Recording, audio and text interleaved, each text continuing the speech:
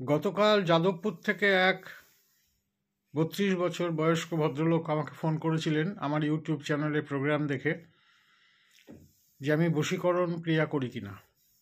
এবার কথায় কথায় তার কাছ থেকে জানতে পারলাম যে তিনি বিগত প্রায় 1 বছর ধরে কোনো একজনের প্রেমে পড়েছেন এবং সেখানে আগে সম্পর্ক ঠিকঠাক ছিল, পরবর্তী সময়ে সম্পর্কটা তলানিতে এসে গেছে এবং তিনি 3 জন ব্যক্তির কাছে গেছেন বশীকরণের জন্য, কিছুই হয়ে ওঠেনি।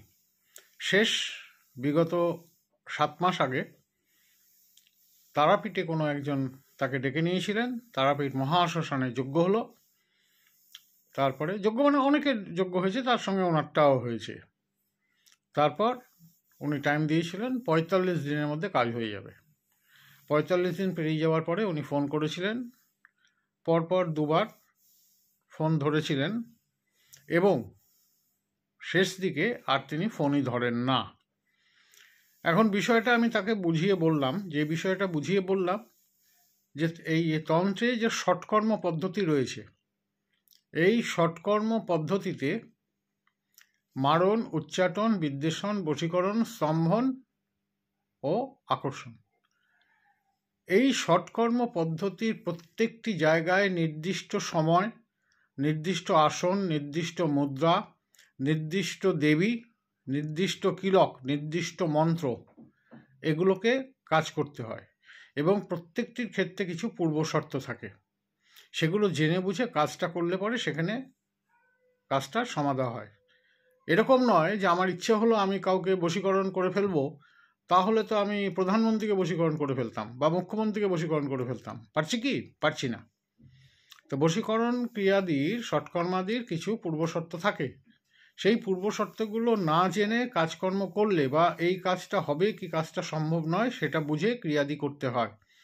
এখন চটজলদি বশীকরণে মানুষ আকৃষ্ট হয়ে যান এবং এমন এমন জায়গায় দৌড়ে যান এবং কাউকে বলতেও পারেন না কী জন্য গেছেন, কী তার ক্রিয়া ছিল, কী উদ্দেশ্যে গেছেন।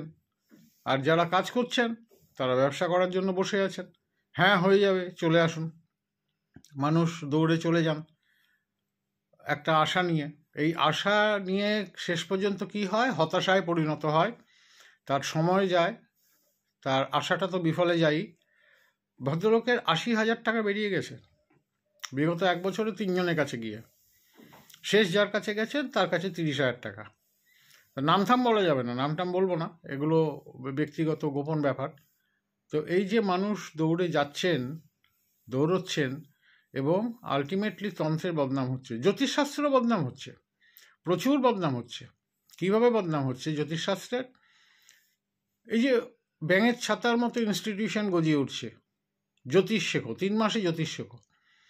আজকে বিগত প্রায় 30 বছর ধরে পড়াশুনো করে এখনও একটা মানুষের ছক বিচার করতে বসলে প্রথম 5-7-10 মিনিট ভ্যাবাক চাকা খেয়ে বসে থাকতে হয়, খুঁজে পাওয়া যায় না রাস্তা। ধীরে ধীরে ধীরে ধীরে ধীরে ধীরে তারপর সমস্ত কিছু দেখা যায় যে কিভাবে তখন এগোতে হয়, তখন কথা বলতে হয়, প্রশ্ন করতে হয়, জানতে হয়, তখন ফলাদেশ করতে হয়, তার অতীত সম্পর্কে কিছু জেনে নিতে হয়, বর্তমান অবস্থা কী চলছে বলে দিয়ে সেটাকে বুঝে নিতে হয়।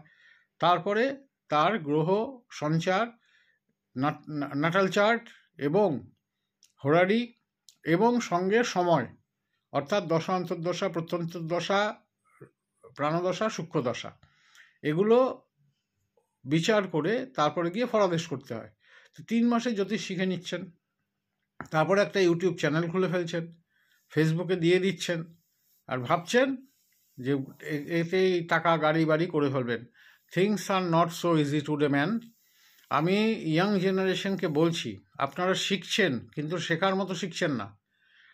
কোনো একটা জায়গায় ইনস্টিটিউশনে ভর্তি হয়ে যাচ্ছেন এই মানসিকতা নিয়ে যে আমি তো 3 মাসের মধ্যেই জ্যোতিষ সার্টিফিকেটটা পেয়ে যাব, তারপরেই আমি কিছু টাকা পয়সা জমানো আছে বা যেভাবেই হোক আমি একটা চ্যানেলে বসে পড়বো, টিভি চ্যানেলে, বা নিজে একটা ইউটিউব চ্যানেল খুলে ফেলবো। এই ইউটিউব চ্যানেল সম্পর্কেও কিন্তু বেশ বিজ্ঞজনদের কাছ থেকে আমার জানা রয়েছে, এই যে এত কে ভিউ, এত মিলিয়ন ভিউ, এই সমস্ত ভিউগুলোর মধ্যেও কিন্তু কিছু জাগলারি থাকে, অরিজিনাল কিন্তু সেটা হয় না। দেখছেন হয়তো 17 জন, এবার সেটাকে দেওয়া হলো 70K ভিউ দিয়ে দেওয়া হলো। এরকমও নাকি কিছু টেকনিক্যাল জাগলারি থাকে শুনেছি। তো যাই হোক, এগুলো সবই ব্যক্তিগত মতামত। আমি বলবো ইয়াং জেনারেশনকে এইভাবে কিন্তু আপনারা ওই কোহেলিকা না কি যেন বলে, তার পিছনে ছুটে নিজেদের মূল্যবান সময় নষ্ট করবেন না। জ্যোতিষ এবং তন্ত্র এমনই একটি সাবজেক্ট, যে সাবজেক্ট, এর মধ্যে একটি সাবজেক্ট না, অনেক কিছু আছে এখানে। সামুদ্রিক বিদ্যা আছে, হস্তরেখা আছে, আরও অনেক কিছু আছে। বিগত দিনে ওই দিনের কোন দিক থেকে হাওয়া বইছে, কোন দিক থেকে আলো আসছে, এগুলো দেখেও পণ্ডিতরা বিচার বিশ্লেষণ করতে পারতেন, সেসব প্রায় হারিয়েই যাচ্ছে। তো এভাবে কিন্তু জ্যোতিষ এবং তন্ত্রে আজকে যারা করে ফেলেছেন। একটা সময় ছিল সে 2000 সালের পর থেকে প্রায় 2015 সাল পর্যন্ত করেছেন প্রচুর মানুষ, প্রচুর টাকা পয়সা, বাড়ি ঘর দৌড় গাড়ি, নানা রকম ব্যবসা, তারা ফুলে ফেপে লাল হয়ে গেছেন। সেই সময়টা ছিল। আজকে কিন্তু সেই সময় নেই। আজকে আপনারা সময় নষ্ট করছেন। আর যেটা সবচেয়ে বড় কথা হচ্ছে, একজন ব্যক্তির হরোস্কোপে যদি জ্যোতিষ এবং তন্ত্র সম্পর্কিত সাপোর্ট না থাকে, অর্থাৎ গ্রহ সন্নিবেশ এবং তার দশান্তর্দশার সাপোর্ট, গ্রহ সন্নিবেশটা প্রধান, যে কোন ঘরে কোন গ্রহ আছে সেই ঘর জ্যোতিষ শেখাবে।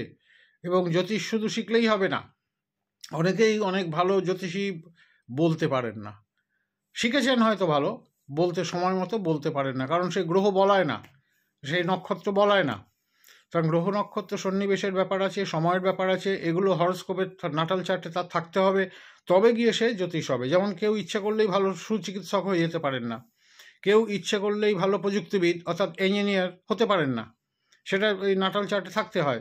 আবার কারোর আছে কিন্তু সুযোগ নেই, সুযোগ পেলেন না, পিছনে সাপোর্টটা পেলেন না, প্যারেন্টসের সাপোর্টটা পেলেন না, তাহলে তিনিও হতে পারবেন না।